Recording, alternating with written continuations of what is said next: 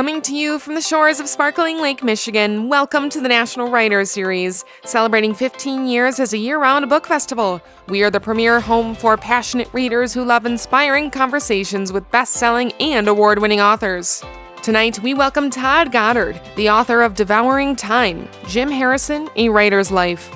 Based on more than 100 original interviews and drawing upon Harrison's collected papers, Devouring Time is the first and only literary biography of this beloved author, whose playful, irreverent, and spiritual work continues to find and delight new readers.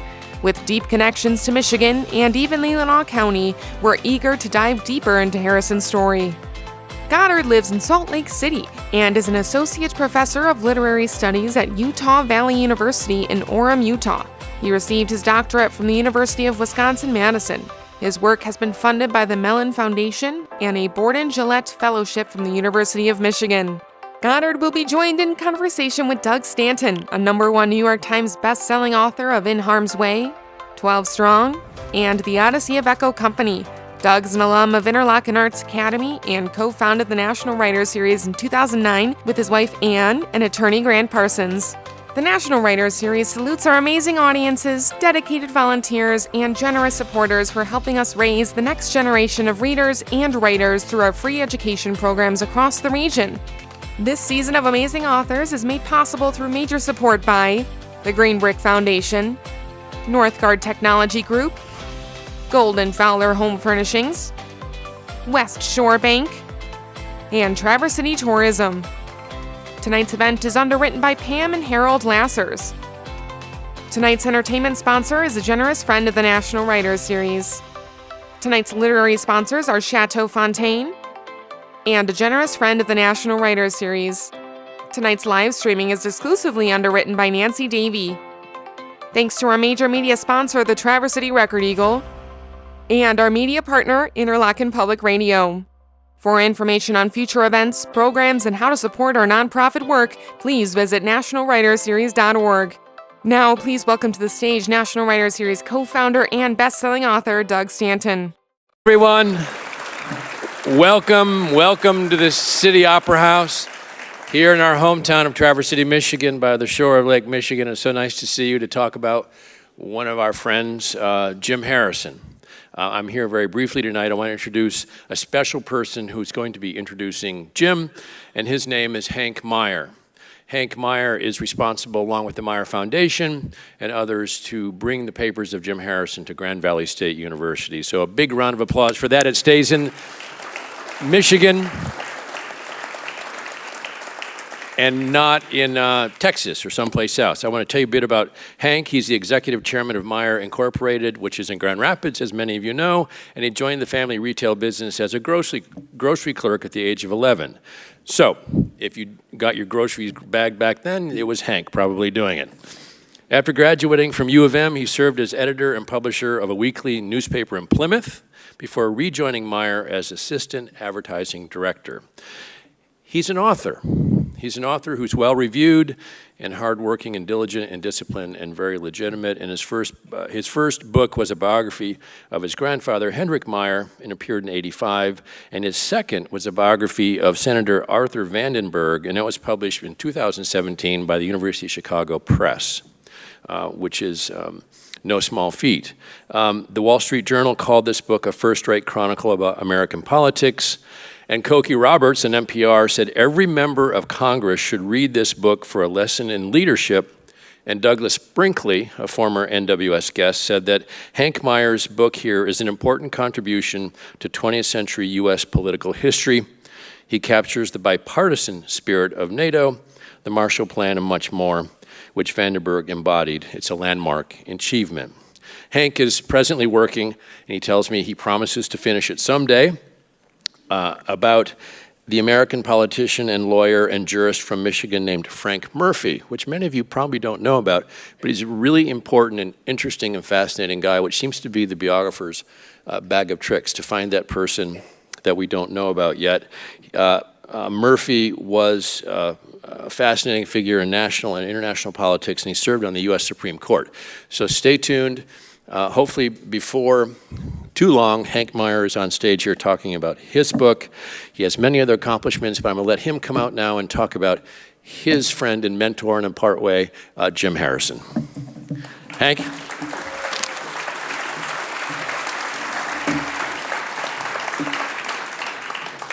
Thank you so much, Doug, and good evening, ladies and gentlemen. It's a privilege to join you tonight to welcome the biographer of our hometown and I'd say home state literary hero, and to celebrate his accounting of Jim Harrison's life and work. An author's reputation can be a fragile thing. Some writing ages well, not all does. But if we ever wonder why we read Jim Harrison, please turn to page 1 of novel 1, Wolf. That one long introductory sentence lays out the land from Reed City north to this part of the world better than anything I've ever read. It sticks with you, which is, after all, what we ask of art. And Jim would probably say it's the poetry anyway that stands the test of time, and he was, above all, a poet. But, and here's the biographer's great challenge, Jim was also a towering character in his own right. To say that he was larger than life is a cliche, but also true. I first encountered him through our mutual friend, Dan Gerber, who kindly sent me away from his house in Fremont with a stack of Sumac Press books that he and Jim had edited. In about 1972, I found where Jim lived outside Lake Leelanau by stopping at the Anamico station and asking. I drove slowly by the old farm, maybe even turned into his driveway, I'm not sure, but didn't dare intrude any further. When I wrote him a fan letter, he sent a sweet reply and noted that our store was the only place in town where he could find tomatillos. 2 decades later, now 30 years ago, Dan Gerber organized a literary conference in Key West on writers and the natural world. It was a who's who of Jim's friends and fellow writers, from Tom McGuane to Jimmy Buffett. I happened to be sitting next to John Steinbeck's widow when Jim spoke. She leaned over and said, "He's the funniest man I've ever heard." And 24 years ago, Jim was hunting for a home for his growing volume of personal papers. And working with Joyce Bailey, he felt rather taken for granted by his alma mater, Michigan State, and we were able to help Grand Valley State University receive his manuscripts and letters, keeping them in the neighborhood rather than losing that legacy to someplace distant. Oh, thank you. No, it was a pleasure to be a part of that. For those of us lucky enough to have known Jim even a little, the force of his talent and spirit is unforgettable. And those coming later to his work will find joy and energy and a love of nature and language in abundance, with Northern Michigan often in a starring role. Todd Goddard, who I had the good fortune to meet through our shared membership in BIO, the Biographers International organization, has captured that, along with the anguish and trials that dogged Jim and that shaped him. 2 years ago, my wife and I were in Paris on a brief vacation, and we made a pilgrimage to the bar in the Ritz Hotel. Along with Dick's Poorhouse and the Bluebird, it was among Jim's many favorite haunts. The memorable writers who frequented the place are remembered with portraits that grace its red walls, and there on the wall behind our booth was Jim's, flanked by photos of Oscar Wilde and Truman Capote. But wait, the label underneath the picture said Richard Brodigan. Jim would have loved the confusion and surely would have ordered another round. It's that exuberant life that Todd has chronicled and captured so vividly. We are lucky to have his new book, Devouring Time, and lucky to have its author back in Michigan tonight. Please welcome Todd Goddard. Thank you, Hank.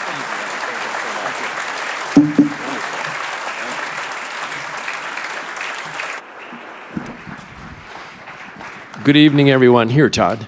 We're going to do something a little different tonight. We're going to start out by showing you a scrapbook. And this scrapbook is drawn from Todd's biography of Jim Harrison.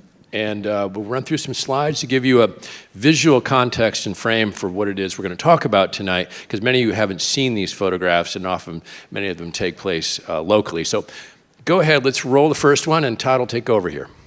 So this is Jim as obviously a young man, and I think if I had to title this, it would be Portrait of an Artist as a Young Man. Really speaks to Jim's Christian upbringing in his home, Jim's own sort of devotion to his history, his youth in the church, but it's really at this point in time, he's really transitioning to become a full-fledged artist. Next slide.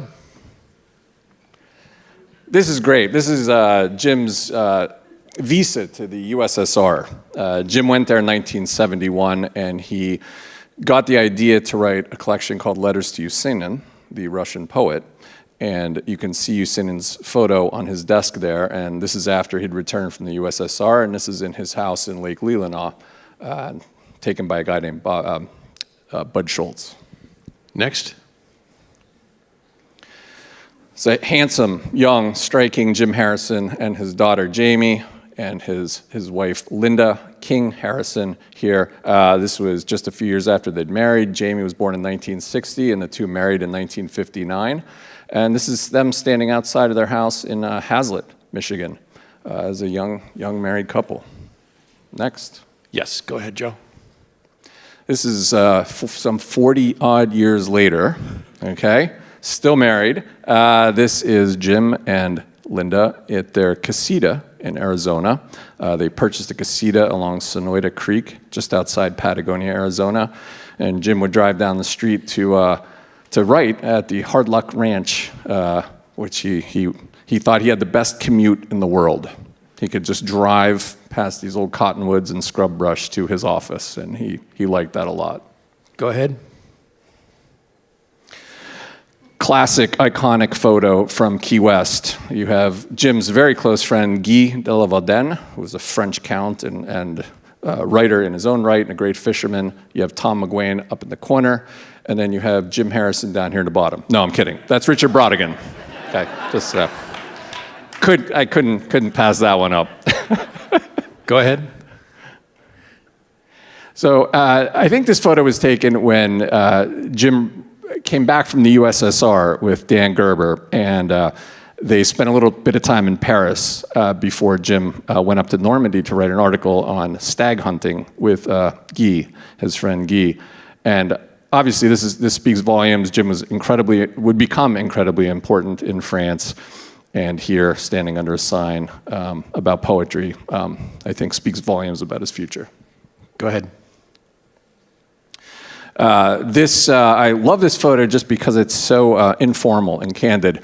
This handsome gentleman here is Danny Laren, who was Jim's fishing guide and friend in Livingston, Montana. And that there, of course, is Peter Matthiessen, who was close friends with Jim and Dan. And Peter would make a pilgrimage out to Montana to fish the Yellowstone and some other rivers with Danny and Jim each year. And this one's in the upper Yellowstone after a day of fishing at the boat launch here. Go ahead. Okay, so this is one of my favorite photos of Jim with a dictaphone in his hand, standing outside of his granary and writing office in his Lake Leelanau home, behind his Lake Leelanau home. And he's standing next to Joyce Harrington Bailey, Jim Harrison's one of his lifelong assistants. And Joyce is somewhere in the audience.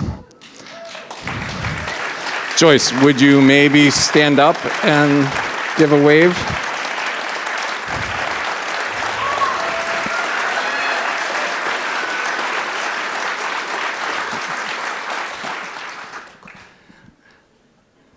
Yes. Go ahead. So that's little Jim there on your right, and that's his brother John there, and that's Jim's father Winfield and his mother Norma.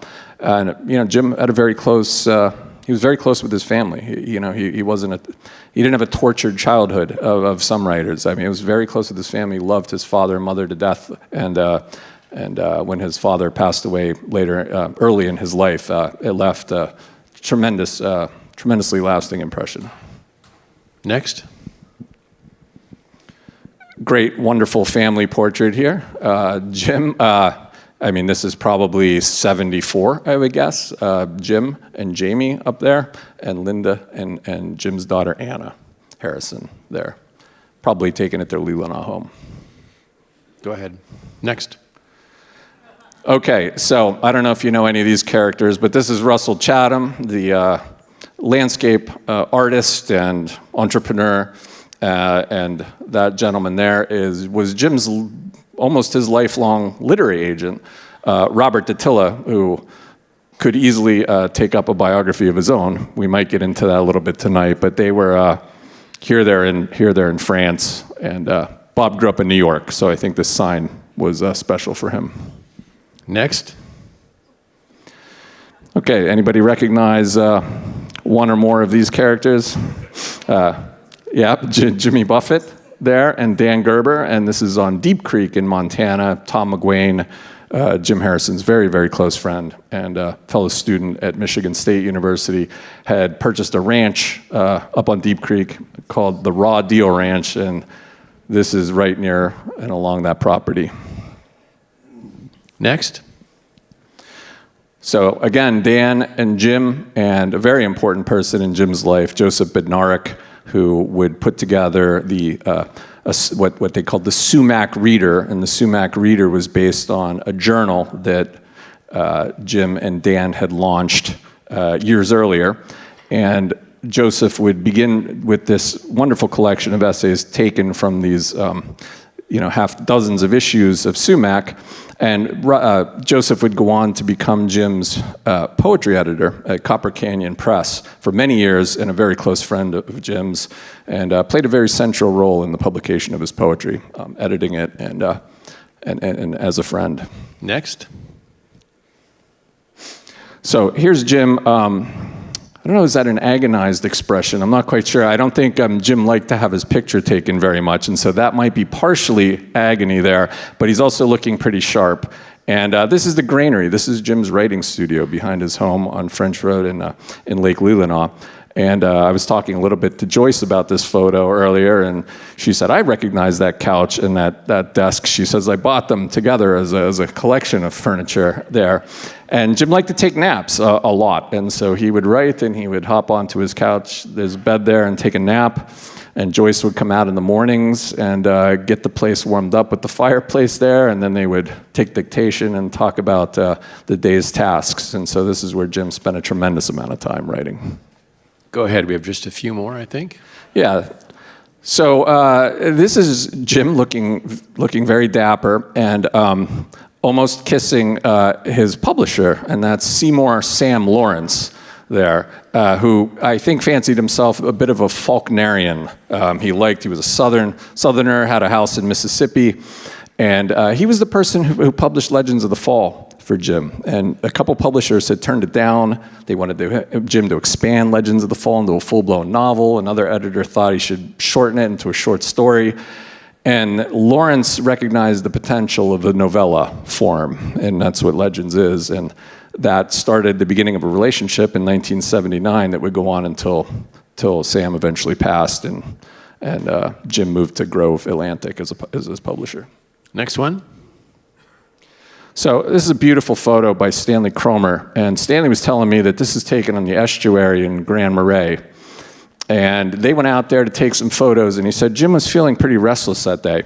And they got down to the beach, and Jim put on his orange cap and took off. And Cromer got anxious. He said, what am I going to do? How am I going to take this photo? And so he was sort of chasing after Jim and took this photo of behind him. And he thought, well, their editor's not going to like this. No one's going to like this photo of Jim walking away from me, or running away from me practically. And Jim not only liked it, but they used it as his author photo for, I think, in Search of Small Gods, if I'm not correct. All right. Go ahead. That's yours. Oh. I'm going to defer to Doug on this one, I think. First of all, I like the hair. This is why we're here tonight.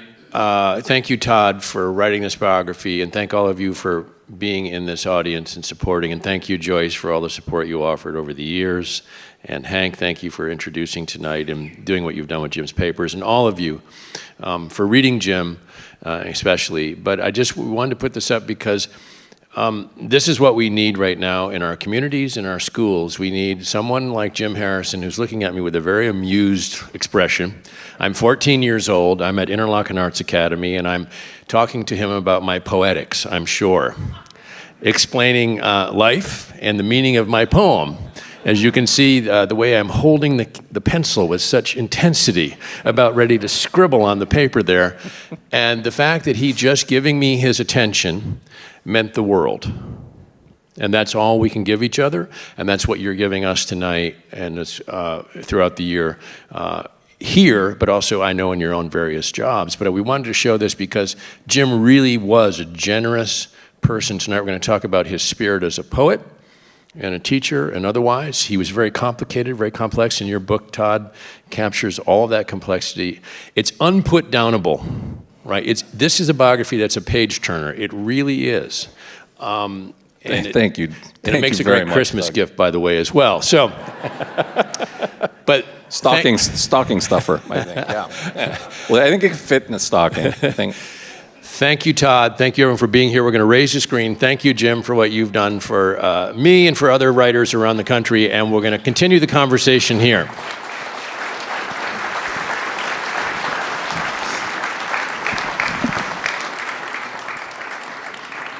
Here you go. Oh, thank you.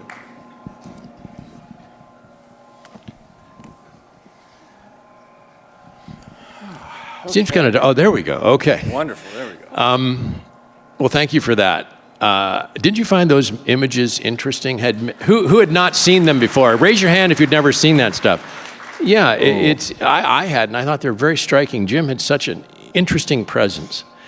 You've said, Todd, that a biography is a window. It can be a window on an individual, and thereby that looking at the individual, it's a window on a larger world.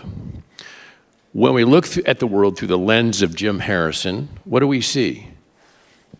Yeah, let me just begin by saying what an honor it is to be here tonight. I've never been in this absolutely beautiful auditorium and in this beautiful building. And in the very heart of Jim Harrison country. I mean, I can't tell you how honored I am to be here tonight. And I was sitting out in the lobby signing some books, and you know, you had the holiday Christmas jazz playing, and I was half tempted to just grab a drink and slip into the back row and watch the show, I'll tell you. But I didn't think that would work. And so, you know, I didn't, and I, you know, went on with the program, but it was very tempting. Glad you're here. Yeah. Yeah. Can everybody hear me? Sorry if I pull the mic away. I'll stay on the plan. That's a great question. You know, looking through Jim's eyes, I mean,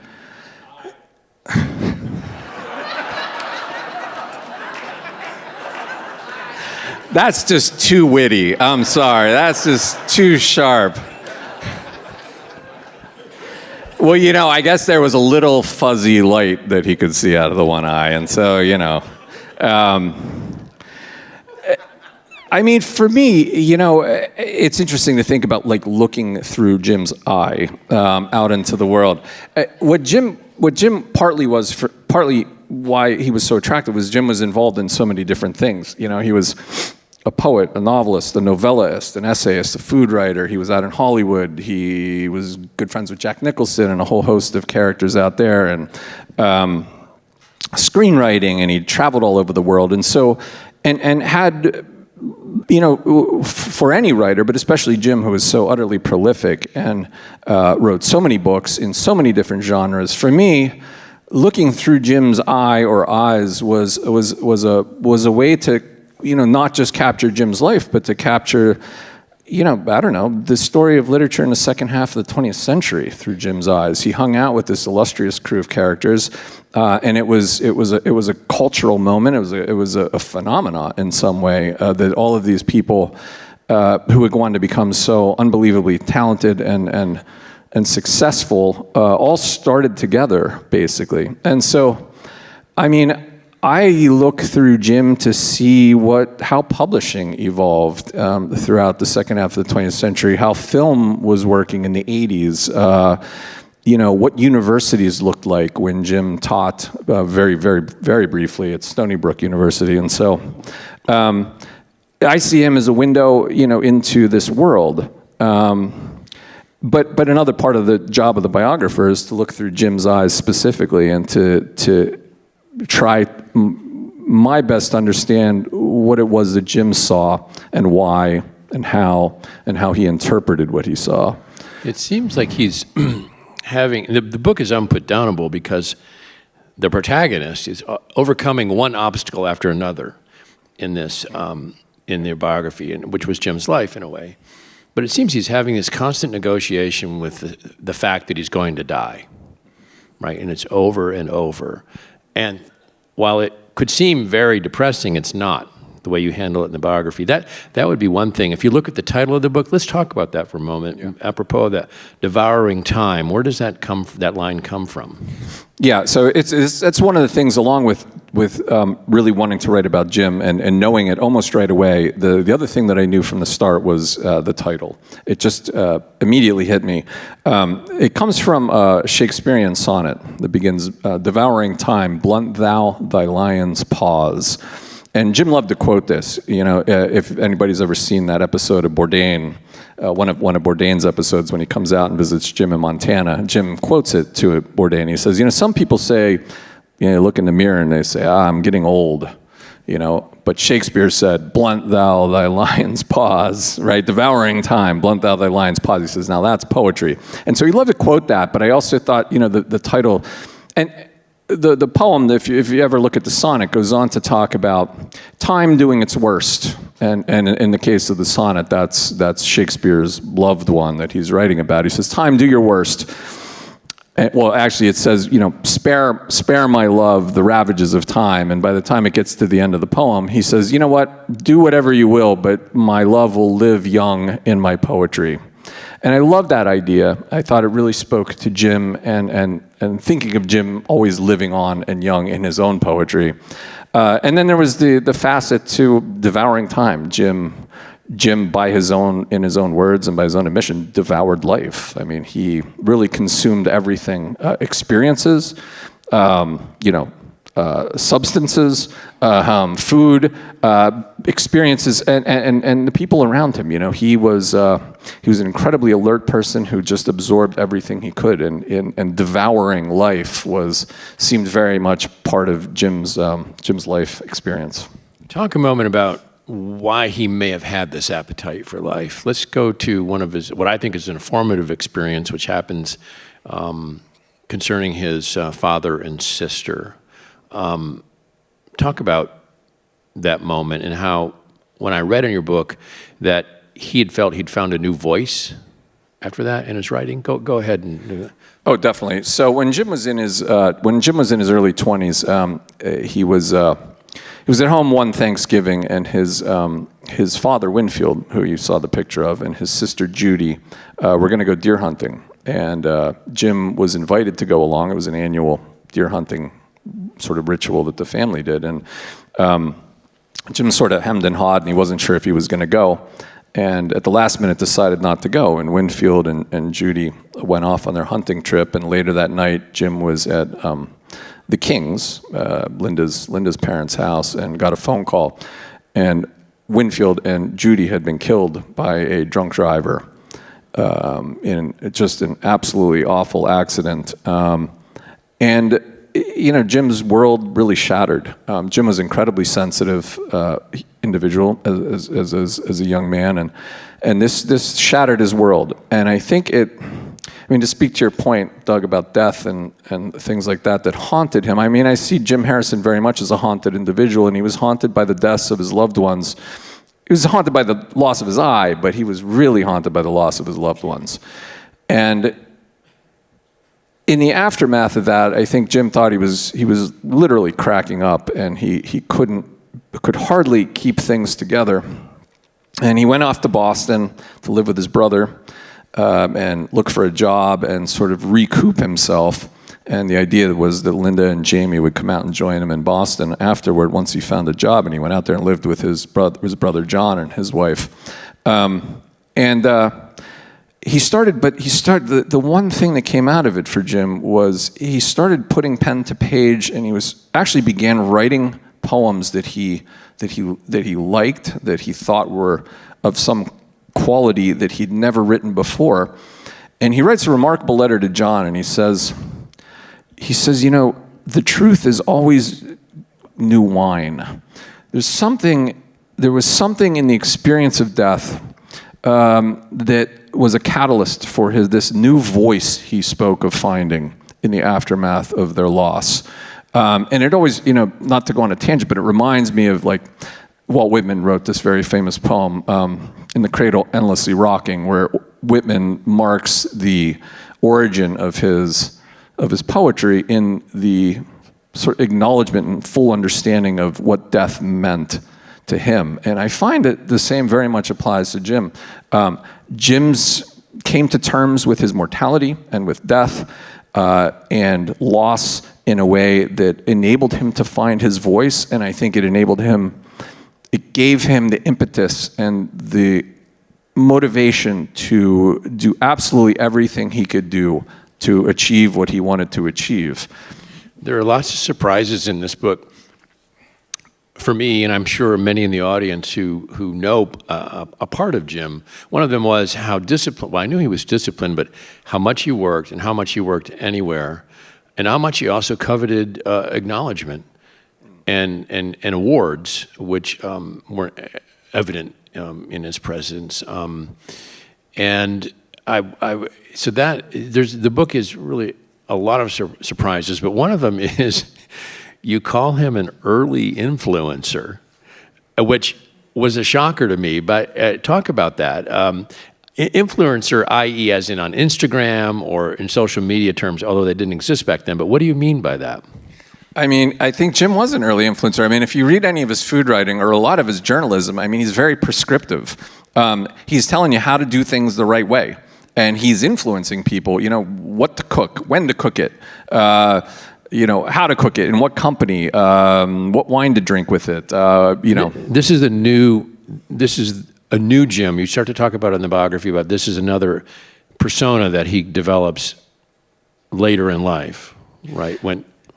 Yeah. So through Jim's journalism, I think, which he began writing, he was really struggling writing poetry to make money and make ends meet. And journalism, he knew through Tom McGuane, his good friend, who was making money writing articles for Sports Illustrated and such, knew that magazines then paid well. And so, he went out and started writing journalism, and he started beginning to develop his own voice. And that voice was, sort of prescriptive. It was akin to some other writers' kind of journalism that were writing around the same time, which is the new journalism, which was a kind of immersive journalism where the individual would immerse themselves in their subject, sometimes for weeks or months or even years on end. And Jim didn't do that necessarily, but it was immersive, and it wouldn't go right at the subject. It would move around the subject, and he would go on these tangents, and Jim loved tangents and digressions, and so he would go on these digressions, and he'd talk about his past, and he'd talk about, it might be an article about a trout fishing tournament in Michigan, but Jim would take you all over the place, and the story became less about the trout fishing tournament and more about Jim and his history and his friendships. And he had such an illustrious group of friends who did so many exciting things that I think the journalism really became appealing because people wanted to read more about this group of people who were doing things and going places that not everyone could do or go to. And Jim was out there doing it, and he was writing about it in such colorful language and in ways that became very appealing. And Jim developed that voice. But later he would, sometimes even car magazines would pay Jim to drive a car across the country and write about his experiences. Yeah. And this is really where he becomes an influencer. Sometimes he's like, okay, let me tell you the 10 things never to do on a road trip, And he would just lay it out, don't look at the car computer, you're going to have to get used to eating bad food, get a Best Western hotel guide as a map and stay off highways, and he'd go on down the line. So when I talk about him as a lifestyle influencer, I mean, he has a very specific way he thinks people should be living, and he's going to sell it in his journalism. Yeah, David E. Davis at Automobile Magazine became a big fan, and one of Jim's generosities, he would want to give you a new ride in the new Volvo that David E. Davis had delivered to the house. And what do people want you to know about Jim Harrison when you meet them and you tell them you've written a biography or are writing a biography? What do people want me to know? Yeah. I mean, I think people like I find just people like to share their stories. I mean, that's the one thing about writing about a subject who, lived very recently, is that Jim's, and I don't need to tell anybody in this room this, but Jim's spirit and his presence are very much still alive for many, many people. It's not like writing about Thomas Jefferson or something, no one knows him, right, personally. And so it's a very different experience. And so, I mean, people want to tell me stories, things that gave them joy and made them laugh, and things that, funny stories about Jim. I hear funny stories all the time from people, telling me how Jim affected their lives, what he meant to them. There's always a funny anecdote or story because Jim was out there, Tell us a story. A story. Okay, well, someone was just telling me a story, and now I'm blanking on it right now. I don't know.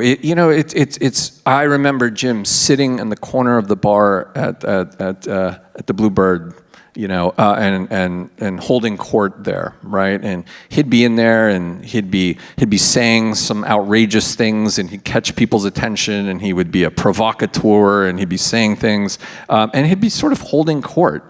People always told me stories about him up in Grand Marais, sitting at the Dune Saloon, and how they would go in there, and everybody has a story about this, because Jim would go in there every night around the same, if not exactly at the same time every night. People would eventually pull tables together, and Jim would be sitting there, and a lot of the local people would come in, and Jim was a celebrity in that town and would become an increasing celebrity as his career went along. What do you think he gave people when he did that? And why are we like moths to that flame? What is it about that flame? I mean, I think one answer to that is he was someone. There was an element of fame and excitement to see Jim Harrison. And I think that's the quick, easy answer, and I think that's valid. But I think also, I mean, watching Jim think and listening to his humor and his wit, and admiring this unbelievable memory that he had, and his ability to, go on these tangents and digressions that he would go on in his writing. About any number of things, and then be able to pull them all together in a way that just made sense. I think, observing Jim Harrison think and his wit and his humor was incredibly appealing. And I think it also just carried with it, it gave people stories too. They could say, I was with Jim Harrison, and I hear this all the time. Talk about one of the first photos we showed with him in the cross over his shoulder. I know that faith, actually, one of the surprises of your biography, although I remember Joyce Bailey once informing me that religion was an important thing in Jim Harrison's life. What was the role of faith in Jim's life, given the complexity of relationship with marriage and with family, which he both honored and I think had a tension with as well, and which you talk about in the biography? Yeah, I mean, that picture, I don't think I said it, but it was taken, I think, in probably 1958. And that was an incredibly turbulent time for Jim. He was traveling around the country. He was living in New York and Boston, and was struggling to be a writer. But it was an incredibly anxiety sort of ridden experience for him, because he had the compulsion to write and the desire, but he was also full of doubts simultaneously. And I love that this cross is hanging above him in that picture, because it speaks to his parents' Christianity. His parents were Congregationalists and actually helped to found the Congregationalist Church in Hazlet, Michigan. And when Jim was, so he grew up around that, and he would have these intellectual, really remarkably, astonishingly intellectual conversations with his mother, Norma, about complex points of Christian theology. But when Jim was 14, he sort of broke from the family and got really sort of did a deep dive into the Baptist faith and claimed to have been saved at a Baptist revival meeting. And he swore off drinking and sex until marriage, and he wouldn't dance. In fact, people would stay away from people who danced. I mean, he was incredibly serious about this. He won Bible competitions, and took it extremely seriously, and his parents just couldn't believe it, because it was such a break from their sort of religious experience. And Jim converted that that lasted about a year and a half, but really a little longer. It was always residual for Jim for years after that, this sort of commitment that he had to religion and the intensity with which he went after it. And I think what he really did, and he says as much, is that he transferred that same sort of religious fervor and intensity into poetry and the arts.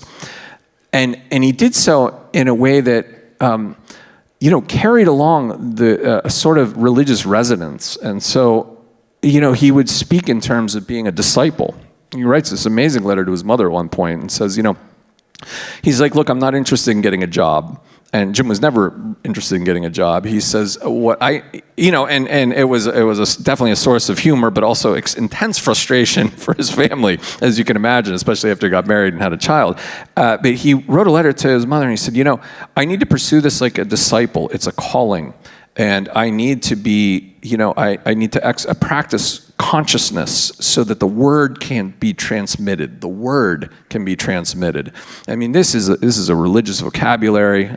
It's a religious scaffolding, and that devotion that he had to his religion, carried over. And that's why that picture, portrait of an artist as a young man, it's almost, you see this transition, right? But you see the existence of the cross there and his history. You call him at one point a student of consciousness in your biography, which I think is an interesting term. The relationship between the profane and the spiritual is really interesting in Jim's work. Look at the title, Legends of the Fall. This post-Lapsarian world that we live in, that he seemed to revel in. Did he like philosophy? Did he read philosophers? Aside from the spirituality, what we're talking about, was he?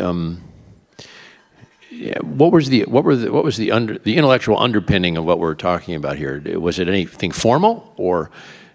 I would say, he definitely read philosophy, but it was more literature for Jim always, and I think he really related to people like Dostoevsky and James Joyce and people who had grown up with intense religious affiliations and connections, and then struggled with faith and struggled with their religious practices. He'd frequently cite Dostoevsky back to his mother and say, Dostoevsky believed, and if I'm going to believe, I have to be, He would say this to his mother, Norma? Yeah. Oh, wow. Yeah, he would have these intense letters, to his mother about religious points, and he said, I have to be good enough to believe, just like Dostoevsky and things like this. And so that religious background was so intense for Jim, and he would carry it through his life. As we see in titles like Legends of the Fall, or the number of threes that we see in his works, 3 novellas per book. There's always threes that come up, which is a gesture, I think, to his Christian upbringing. And he would say later in life, he said he's one of the last writers to believe in the resurrection. And what that meant for Jim at that point in his life is a really difficult question, because he didn't believe in organized religion, and I think. And I don't think he considered himself at the end of his life a fully, truly believing Christian, in the sense that, certainly not a literalist, but I think he believed in the metaphors of Christianity. And I think that was blended together with Native American belief systems and, almost a sort of nature-based religion and Buddhism as well. Let's talk about these spaces. When you got to talk to Jim, he would talk about something called the ecotone, which is this edge of an environment that's between the woods and the openness, dusk and daylight. Or the French have a term, and we get to a moment about Jim's life in France, but is it entre chien et loup? Yeah. Between wolf and dog? Yeah. It seems to perfectly describe Jim, and go ahead and tell us what that phrase means in France or here. So, I'm not going to butcher it, but entre chien et loup is between wolf and dog, and I guess it's a French idiom. Pardon me, pardon-moi, if there's anybody out there who wants to correct me on this, but it's an idiom for dusk. So when you couldn't tell a wolf from a dog. Okay, and so they made this documentary about Jim. Actually the person who would go on to translate Jim's works, a guy named Brice Matthiessen, and another guy, George Leno, who came over to over to Michigan and followed Jim around for a documentary in France. And it's interesting that they came up with that title, and for Jim, I think Jim was always interested in these sort of border areas between the domestic and the wild before, certainly, and we see that in Wolf, and we see that certainly in the movie version of Wolf, where there's a domesticated an editor in publishing who gets bit by a wolf and then becomes something like a wolf man creature. This is a movie with Jack Nicholson, directed Michelle by Mike Pfeiffer. Nichols. Yeah, Michelle Pfeiffer, yeah. And you know, I think it has a dreamy quality. It has ecatones themselves are very sort of rich places for all sorts of different life, because you have field life coming to the border, you have forest life coming to the border, and usually it's where a lot of food is. And so I think those places were rich and full of images and metaphors and associations for Jim that really attracted. That he was really attracted to, and I think it speaks to one of his primary, you know, the sort of awake life versus the dream life, all of these different sort of transition moments that are rich with possibility. Off to the Side, which is the title of one of Jim's autobiography, right? Again, I didn't think of that. He was interesting. I was with him when he filmed that French documentary. I think I was just there to take up some space and have something to bounce off of if he felt uncomfortable, which he did a lot of the times. He both was uncomfortable on the camera, but you could tell that now that I've read your biography, he was happy to be there. Because France became a huge multiplier in Jim's life, didn't it? And this documentary did a lot. And they saw in him this wild sense of the rustic, right, of the wolf and the dog, which is very interesting. Now that we know this, and we're talking about this, how should we relate to it? Like, we're in this room, this is a sold-out house here, we're talking about a poet.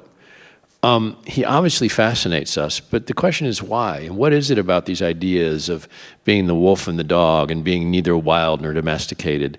They seem very attractive to us. And I wondered if you've reflected on that at all, and why. Yeah, I mean, I think for the French, Jim was, you know, he's again and again, and if you read sort of articles about Jim in France, you always encounter these descriptions of him as this sort of backwoodsman, Paul Bunyan-esque, lumberjack-esque, you know, a semi-mythical figure who was somehow the embodiment of, and I can't remember what they say, the embodiment of the mythology of a nation or something is what I think they say. How did he feel about that when he read that stuff? I think he probably loved it. But he didn't ultimately buy it, right? No, I don't think he really bought it. I don't think he did. But I'm sure he loved it, right? Because he was being mythologized, and that was the attraction. Jim had, you know, I think the French saw him as having some sort of, you know, he was representative of this exciting, you know, the lore of the North Woods, right? And there's Jim Harrison. I mean, they show him sort of lying by a fire outdoors with his dogs, and he's this sort of semi-primal mythological figure. And I think, and you know, they also liked him because he loved food and wine and women, for that matter. And I think they liked that about him. So one of the interesting things about your biography is you talk about the exuberance that Jim Harrison had for life and in life. And I think my question, it was like a campfire of exuberance, and we like to be around that. He also had a lot of guilt. How hard was it for you to write some sections of this book that Jim was very evident about his own flaws? And I mean, how did you feel? Because you're neither, it's a very real biography. You're doing a terrific job, but you came to some challenging parts to write about in some ways, a very deeply flawed person, right? Yeah, I mean, I want to kind of go back to something you said earlier, and that, you know, I think we see Jim in the book and in his life suffering. You know, I think he was a haunted individual. I think he was tormented. He was ravaged by depression and alcohol for a good, you know, for most of his life. And the thing, at least for me, that kept me from sort of sinking down into that, again and again in the book, was just how Jim always came back to humor. He had this remarkable ability to be funny and find humor in some of the darkest times of his life. And not to mention poetry, because he was sometimes his most prolific in writing poetry when he was incredibly depressed. And so out of these depths of depression would come poems of tremendous beauty. And Jim had an inexhaustible store of humor. And so, he'd read a letter about some of the deepest depressions of his life, and at the end he'd have a zinger, that would just I would just crack up, he's writing to Tom McGuane one time, and he's like talking about the death of his brother and how much mortality was on his mind and how many people he'd lost, and he says, "Death is very much on my mind these days," and then he ends it. He says, "I suppose it's going to be a non-smoking affair." I mean, there's immediate levity, right? And what can you do but just sort of, and behind that is a sense of a feeling of joy. Yeah, I think what comes through is this soul, this person really grappling with these things. He makes mistakes in life. He has huge successes. And what's interesting about reading your book is you're rooting for him. No matter how kind of dark it seems to get, it's interesting. Because as we sit here and talk, I'm really examining why it is Jim Harrison has such a draw for so many of us in America and around the world. Actually, he's published in 37 languages or something like that. Yeah, some remarkable number. How did writing this book change you? Did it change your perception of the role of art in one's life, for instance?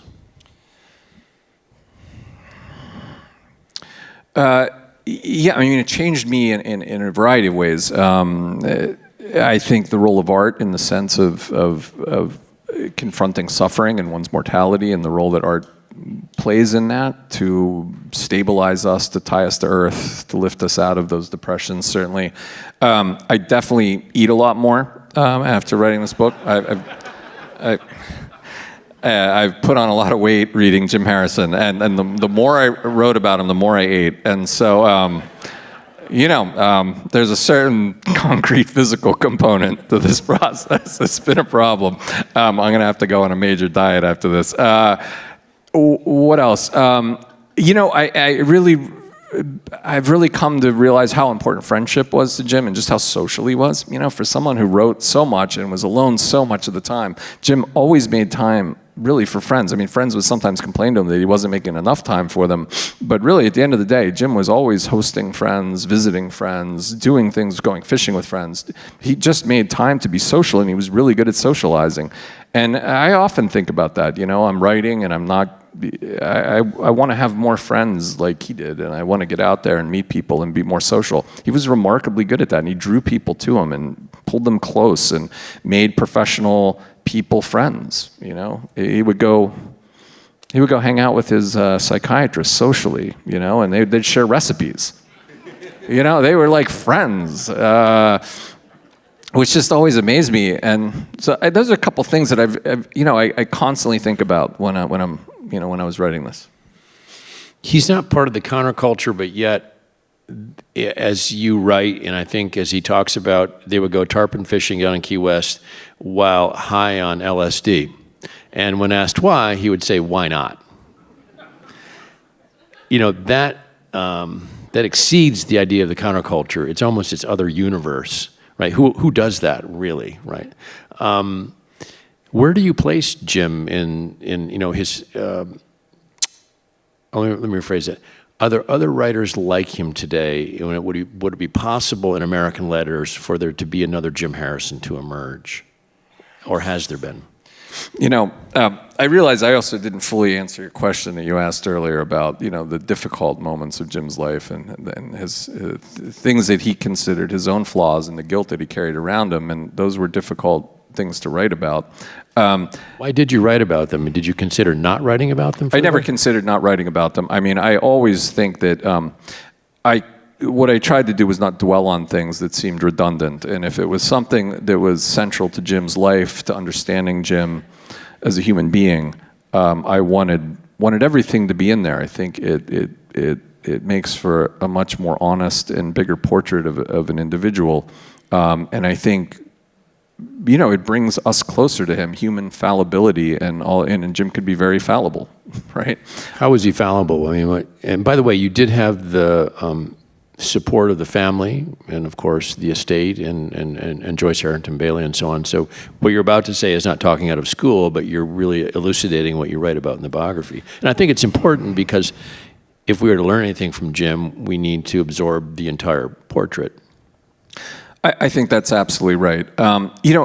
In some ways, Jim had written a lot about a lot of these things himself. He would talk about tripping on LSD and going fishing. And so when I talk about Jim in the book, tripping on LSD and going fishing, I don't feel like there's any grave betrayal there or of his privacy. I know that Jim wrote about all those things himself in many ways. Jim was an incredibly complex individual, and I think sometimes with great talent and genius and joyfulness and exuberance comes a balance of all sorts of flaws and demons that Jim had, and that's what made him able to write the things that he wrote. I think you can't extract one or the other, and you're not going to have Jim Harrison anymore. And so for all the joy and wonderful things that Jim brings to us, they're part and parcel with the difficult parts of his personality. His philandering, his drug use, his alcoholism, all of these things his depressions, were very difficult subjects for Jim, as they are for many great artists who are complex individuals and lead very complex and big lives, and a lot of that complexity drives his art. It's his guilt and things that he felt over a lot of these things were channeled into his art, and so it's not you can't pull that thread out and still have the totality of Jim Harrison and all the wonderful things that he contributed to the world. It's true, and it's by you discussing it this way and reading about Jim, there's something instructive in that moment. Like, what's that poem he wrote? One day standing in a river, I will admit my life, or something like that. And it seems to me that a lot of his poetry and his writing is about that sense of wanting to admit one's life, one's flaws, one's truths, and live therefore more authentically. On the other hand, that can be very painful for the people around you. Right, which is the other part of the interesting drama of your biography.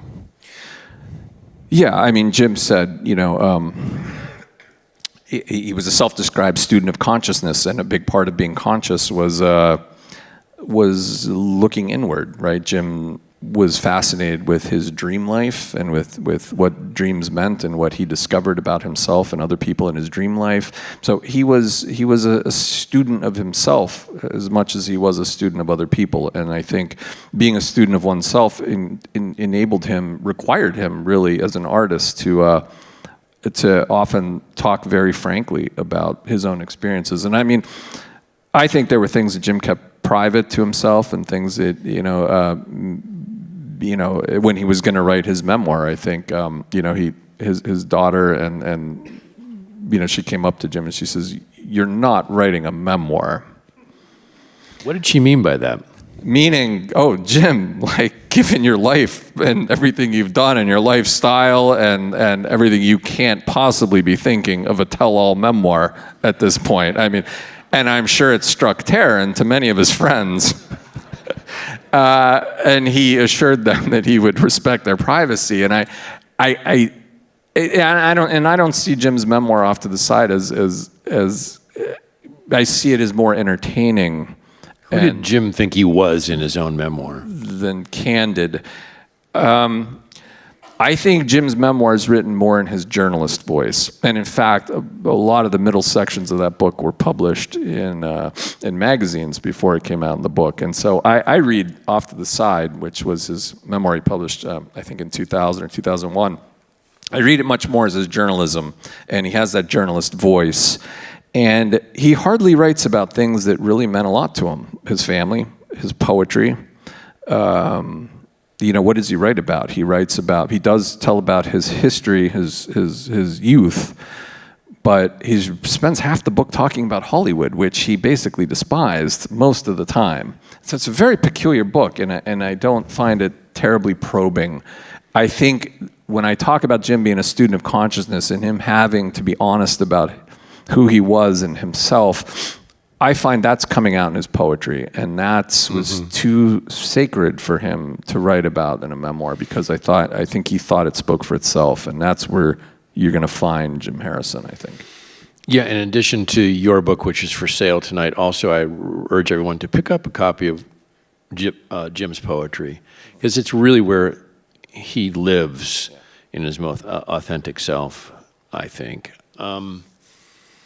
We're going to go to questions here in just a moment, but I wanted to thank you for what it is you've written in this biography. Thank you.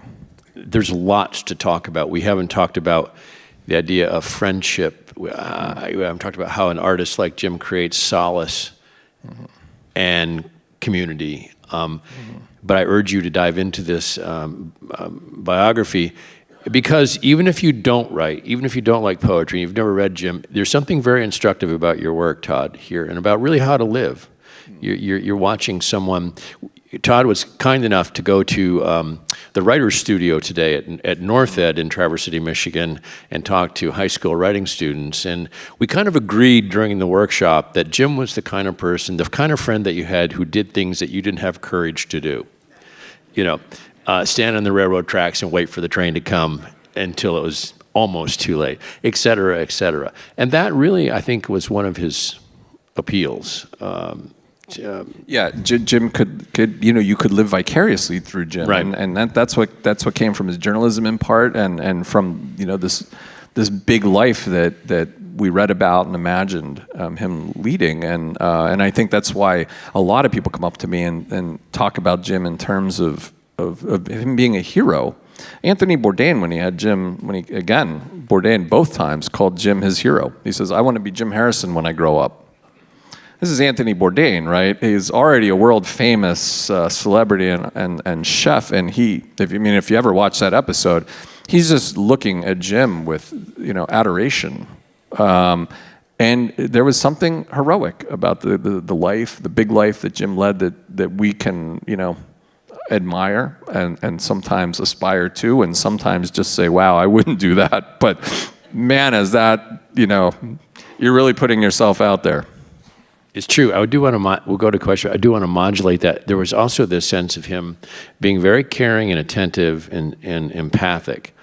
That's more of the side that I saw of him. And I really wouldn't be sitting here on this stage tonight if it weren't for those qualities of Jim Harrison.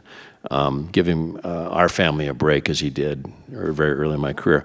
So I'm very grateful for that. And it does come through in the biography. And I think a lot of people would agree with you. I'm certainly not the only one, by any means. No, I totally. Listen, I know you have questions. You may have a story. Let's keep the storyfying. Let's keep it to questions if we can, because I know we all may have something, but we want to get through a lot of people. It's very crowded in here, and have as many people come up. Bring up the lights if we could.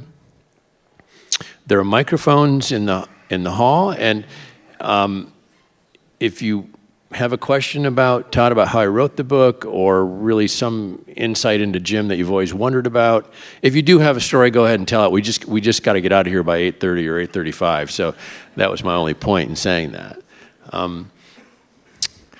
Well, I think you've all answered all their questions, Todd. Perfect. Okay, we can go to the bar and chat about your stories. Sir, if you can go to the microphone, or we can hand it to. Oh, I'm sorry, it's a little blocked for you, isn't it? Okay. Only because we're broadcasting this, so. Yeah, so Jim Harrison and Gary Snyder were very different people, but they both shared a love of poetry and of Zen Buddhism and the natural world. I wonder if you could talk a little bit about their friendship and how that worked for them. Oh yeah, well yeah, they were very close. Tell us who Gary Snyder is, first of all. Yeah, Gary Snyder is still living. He's in his mid-90s. He's a poet from California. Has hung out with the beat poets like Allen Ginsberg and hung out with Jack Kerouac. In fact, Jack Kerouac wrote a book called Dharma Bums, which some of you may know, and the main character in that is Joffrey Ryder, and that's based on Gary Snyder. By the way, Gary Snyder sat right on this stage because Joyce Harrington Bailey had a tribute to Jim, and she invited Snyder. It was a really fascinating. He's a legend, Yeah, he's a legend, and he was one of Jim's heroes. Harrison later in his life, as some of you may know, co-wrote a book with the poet Ted Kooser called Braided Creek and a Conversation in Poetry. And when I was talking to Kooser about this book, he said, Jim and I were so different, and I learned that I just had to give Jim the last word. He said, I learned very early on not to argue with Jim or debate him, just give him the last word, and Jim would be very happy. And so Ted said he always did that. And he said the only person he ever saw Jim defer to was Gary Snyder. And I might add Peter Matthiessen to that, right? But I think Gary Snyder, that's the reverence that Jim held Gary in, and his poetry was extremely important to Jim early on. And the two met back in the 60s and went into schools and did part of the Poetry in the Schools program together. And Jim had Gary out to Kingsley and introduced him to some of his friends out in Kingsley. And over the years, the two would make an effort to get together and spend time together. And Jim really was in awe of Gary, I think, and I think that's fair to say. Eventually, they would do a documentary together called The Practice of Wild, I believe, that was shot out in California on the Hearst estate. And it's just Gary and Jim walking through the hills of this beautiful landscape along the coast, talking about art and literature and philosophy and Zen. And so, I don't know. I think Jim really liked the way that Gary got down to the elemental in his poems, and there's something very elemental and something looking in a very observant about the world around him that Gary captured in his poems. And I think he also captured something about sort of working everyday people that Jim really admired and wanted to achieve in his own poetry. And I think they just kept a close friendship for many years. If you aren't familiar with Snyder's work, Rip Rap won the Pulitzer Prize, I think, in the 70s, and it's a book called Myth and Text. Snyder has this great line in one of his poems about when making an axe handle, the model is never far from hand.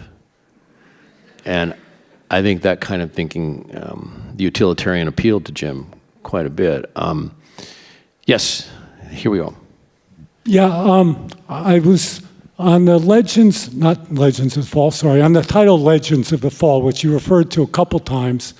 I noticed, and when I got turned on to Jim Harrison, was in that little documentary called All That Is Sacred. And it was alluded to that he had copped that title from McGuane's desktop.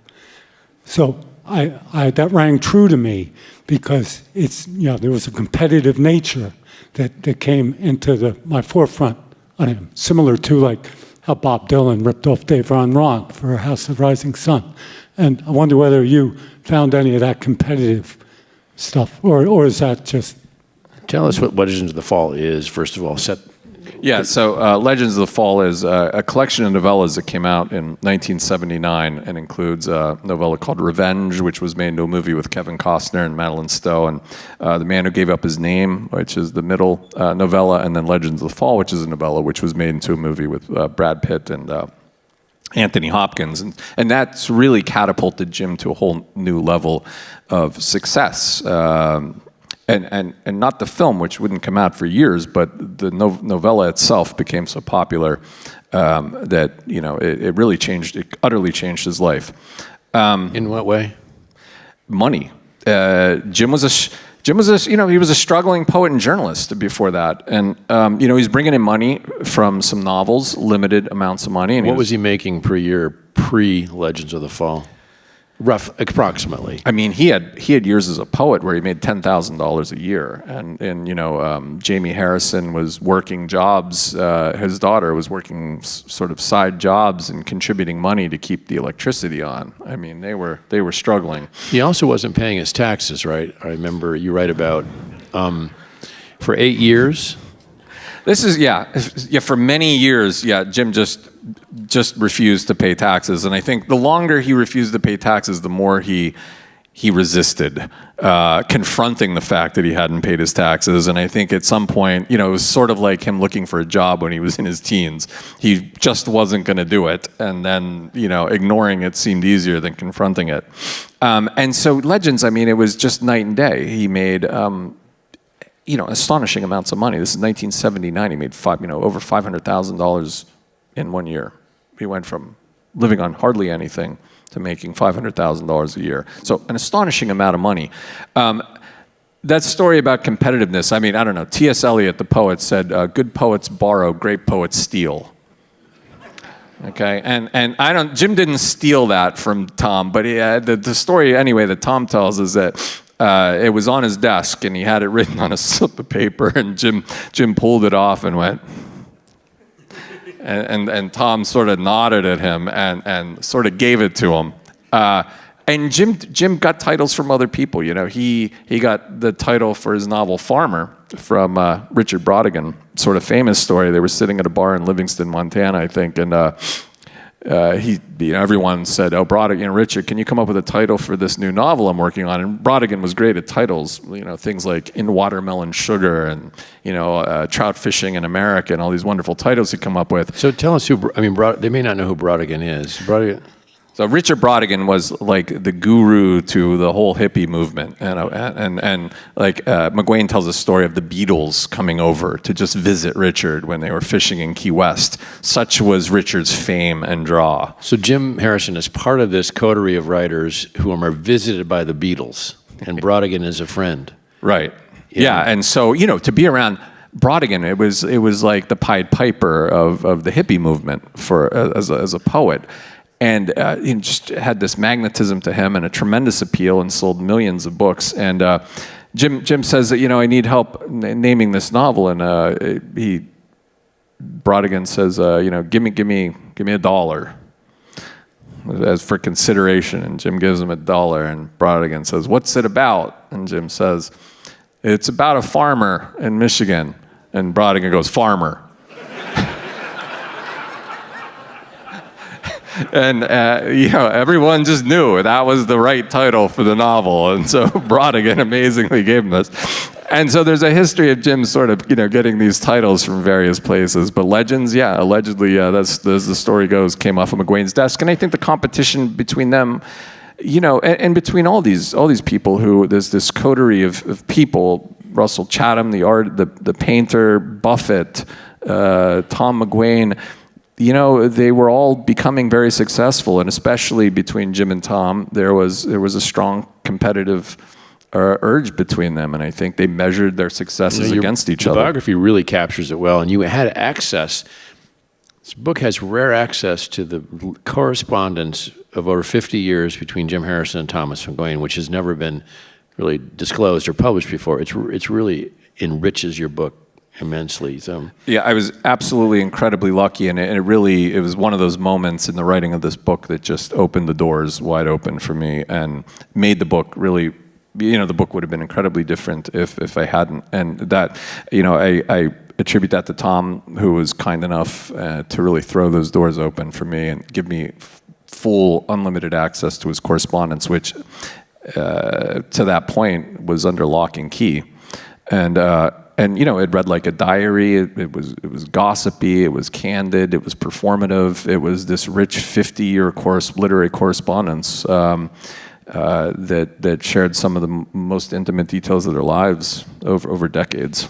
That's what's so interesting about reading your book is how I reflected on the fact I don't have that kind of correspondent relationship with anyone, and I don't know if many of us do these days in the world of texting and email. that moment to reflect and write on a weekly basis to somebody. Write almost anything. You know, I think one of them, was it Brodigan or McGuane wrote, "I'm going to drop you a line," and he just wrote a line on a piece of paper and signed it and mailed it out. You know, that makes a day right there. I mean, you feel like you've accomplished something, you're kind of laughing, and you can't do that in the text, you know? No, that's right. They would play jokes on each other all the time, Brodigan and Jim, and yeah, and Brodigan just had this, you know, amazing ability to write just these, you know, incredibly humorous little email letters. Yeah, it was Brodigan who did that. Yeah, it was Brodigan who did yes, that. sir. Hi, Doug and Todd. Rick Baker. I was a friend of Jim Harrison's. Can you talk about a little bit about his time in Montana, and while we're at it, the impact of Richard Brodigan's death on Jim? I don't know if you wrote, I haven't read your book yet, so I don't know if you wrote it and covered that. But. Sure, yeah, thanks for the question, Rick. Yeah, I mean, Jim had been going out to Montana since the 70s when Tom McGuane moved out there. McGuane was fresh out of the Stanford writing program and wanted a place to, you know, where he could live relatively inexpensively and fish. And he went into a fishing store, I think in Bolinas, and asked them where they recommended, and they said, you should go out to Livingston, Montana. They said, there are trees there. There are trees. You can go out and fish and live inexpensively, and there are trees. And Tom thought, okay, I have, you know, a couple $100 to my name, and he went out and spent the night under a band shell during a storm and established himself out there. And Jim would go out there yearly, sometimes for weeks, even a month at a time, every year, really starting in the 70s. And you know, it became tremendously important to him. It was a place of fishing and hunting and cooking Tom's presence and the presence of Harrison there each year began to attract people to that area. And so you had McGuane's really close friend, Gatz Hortzberg, who moved out there, the writer, Gatz, and Richard Brodigan bought a small little barn and ranch house out there next to Gatz, and Tom had bought a small ranch he called the Raw Deal Ranch up in Deep Creek outside of Livingston. And people started to accumulate there, and it became an artist's outpost of movie makers. Sam Peckinpah lived out there, and you know, movie stars started buying up land out there as McGuane started having movies filmed in and around that area. Jimmy Buffett used to come up all the time, and here's a doozy for you. You know, it's Paradise Valley, which is south of Livingston, right? And this is where Tom had his ranch. And so, you know, there's a rumor out there that Cheeseburger in Paradise is Paradise Valley, Montana, okay? And it's not as far-fetched as you think when you think the Buffett was going up there every year and would hang out and, you know, and spend his summers up in Livingston. And so Montana became incredibly important to Jim, too. I mean, he never had this, maybe the wealth and deep connections clearly that he had to Michigan, but Montana and these yearly rituals of going out there for weeks at a time and congregating with his artist friends and hunting and fishing and socializing became incredibly important to him, and he eventually moved out there in the early 2000s. What about Brodigan and his death? Yeah. Mm-hmm. I mean, it was devastating for Jim. I think a lot of people saw it coming, and I think... What year did Brodigan die? Do you remember? I don't recall off the top of my head. Okay. But he died by suicide. He did, yeah. Richard, yeah, he shot himself at his home in California, and you know, they were very close friends, and they spent a lot of time together in Montana. And I don't think anybody was surprised that it happened. I think they were devastated and you know, it was a tremendous loss for them, but I also don't think it came as a surprise, and it made Jim contemplate a lot about his own drinking, and I think, you know, he asked at one point, he says, was Richard was he an alcoholic who was a suicide, or a suicide who was an alcoholic, and he wasn't sure which came first and whether the alcohol had driven him in towards suicide, and Jim himself when he was writing Letters to Eucinin, the poet who had committed suicide, Jim had gone through this really intense period in his life where he too contemplated suicide, and also had a similar, not dissimilar relationship to alcohol that Richard had. And so I think it hit close to home for Jim. I think, he knew those feelings that Richard had, and I think he knew the relationship between depression and alcohol and suicide, and saw it coming in Richard. Are people in the audience familiar with the novella Legends of the Fall? Yeah? Okay. Before we go to your question, sir, you had, Todd, a really I'd always wondered what that novel was about. I mean, it's beautiful, it's lyrical, it's moving, it's a lot of things.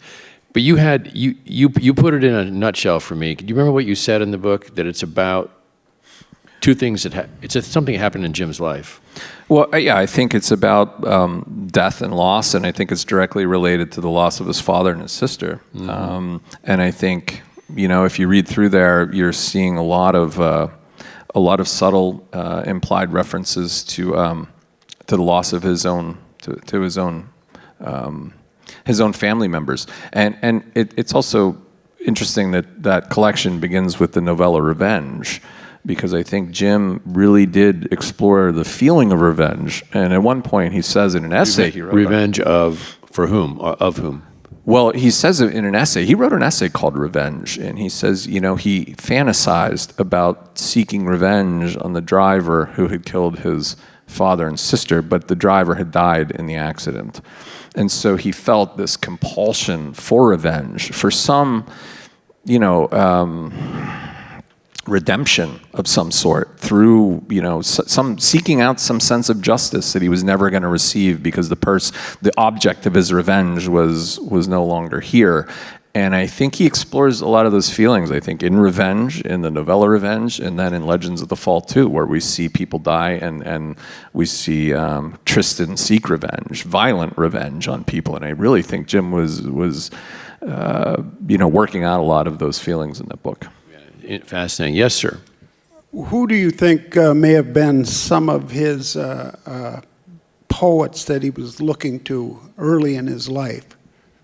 Who might he have been thinking about or reading at 16 or 17, Oh, yeah. I mean, so many. See, that's the thing about Jim. He read so voraciously and so deeply and became fanatical about reading poets. And so, there's Emily Dickinson and there's Walt Whitman. There's the Russian poets that he dove into in his teens and immersed himself in. So when he finally came back around to Eucinin, he had already been there and spent a tremendous amount of time with them. He was someone who looked certainly beyond national borders. So he loved René Char and Lorca and poets like that. I think he was very much moved by Rainer Maria Rilke very early on, the German poet, and would reference Rilke again and again for the rest of his life. He, famously, well, at least he writes about it anyway in his memoir. He was incredibly taken with Keats and the Romantic poets who had been turned on to in high school. And it's just somebody who read across. Gary Snyder, but he was someone who was reading so voraciously that I just left 50 people out of that equation, right? But those are the poets that sort of leap to mind up here. Reference to some of them in the book? Oh, yeah. Okay. Lots, I think. Yeah, I think you'll encounter a lot of different poets that he was influenced by in the book. Thanks, for sure. We have time just for about 2 more questions, if you have any. Kendall, we are broadcasting across the U.S. and the world, and Kendall's going to bring us a question from our digital audience. Go ahead. Yes, shout out to our live stream. We have about 120 people watching right now. We have a couple questions. The first question is, do you have a next project in mind, whether that's another biography or something else, or resting? And then the second question is, what was your favorite part about writing this book? Okay, yeah, so another project and favorite part of writing this book, I think, was the question, right? I haven't settled on a fully subject. I'm going to write another biography, and I'll tell you, I would like to write one of Gary Snyder, but that's, I think that would be a fascinating project and follow up to Jim Harrison. So I've certainly been thinking very seriously about that. But I'm going to definitely do another biography. This is my first book and my first biography, and it takes so long to, such a learning curve for me, there was anyway, and then to... It took 7 years? 7 years, yeah. Yeah. I can barely hear that, without like going into some spastic convulsion. The 7 years, yes. It took 7 years to write, and so I'm thinking the next one will probably take 7 too, but it'll be, I don't think it's going to take less time, but there's things I want to try with a biography that I with another one. And so, and I think Gary Snyder would be an absolutely fantastic project. And what was the other question? It was what I enjoyed most about writing this book. I mean, meeting people, I think. I did well over 100 interviews for this book, and that was definitely one of the best parts of it. I loved spending time with Jim in his rereading all of Jim's works, certainly. I really enjoyed reading through his correspondence and and how he would write to different people in different ways and what those relationships meant to him. And also just because he's so funny and entertaining, you read a lot of his letters and it's just enjoyable, and I feel like I'm reading them sometimes, like he's writing them to me, and it becomes a very sort of enjoyable experience. Were you at Grand Valley State University looking at the papers? What was that like? Were they actual legal pads that you were reading, or? Definitely, yeah. Countless hundreds and hundreds and hundreds and hundreds of boxes of correspondence and materials at Grand Valley State University. And for, a lot of people who have read very deeply, like Joseph Bednarik, Jim's poetry editor, said that he would make pilgrimages to this place, and spend time in Jim's papers, and how much it meant to him to do that. And that was certainly true, but I'll tell you, there was a physical component to it, sitting there for months and months on end. And for me, I read through a lot of it there, but I also digitized a huge section of the archive and then reorganized it on my computer in the form of the archive itself. And so when I would travel away from the archive, because I couldn't spend years at the archive, I would go away and I would have access to those letters, and you can zoom in on things and I can see things that I wouldn't be able to see or necessarily catch at the archive. Did you ever think of giving up? I never really thought of giving up. I was talking to Doug about this earlier. There was a moment of terror, though, that came when I actually got a book contract. And even worse, when I spent a summer and some travel money from my advance for the biography and realized I could never pay it back. And the only way out was through the book. And there was a feeling in the of panic, that I actually have to write this thing. And it's that classic careful what you wish for feeling. And it was dawning on me. I don't think I'd fully realized just how much work was involved in writing a book like this. And I just thought, wow, okay, there's no way out of this, except for through it. And that's not to say that, I didn't enjoy most of it. But there was a frightening feeling just when at the dawning of the realization of just how much work I was in store for. And but it was also great motivation because I just had to work. That was it. There was no way out. I just had to get the work done. And so it got me to my desk, every day.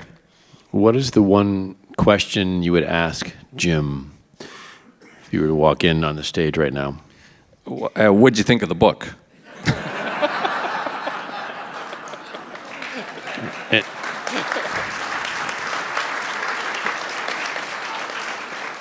And then maybe I'd run and hide, but I would, it would be. Well, I'll answer that. I think he would love it. And Thank you, Todd Goddard. Thank you, everyone. Let's go out. Thank you. And sign. Thank you for joining us for this special presentation from the National Writers Series. We are hard at work behind the scenes on our winter-spring schedule. If you'd like to be the first to know about our events, join our newsletter. The National Writers Series could not host world-renowned authors or free writing classes for students without our generous supporters. Please consider NWS as part of your year-end giving so we can continue to provide inspiring events and raise the next generation of readers and writers who change the world. Learn more at nationalwriterseries.org.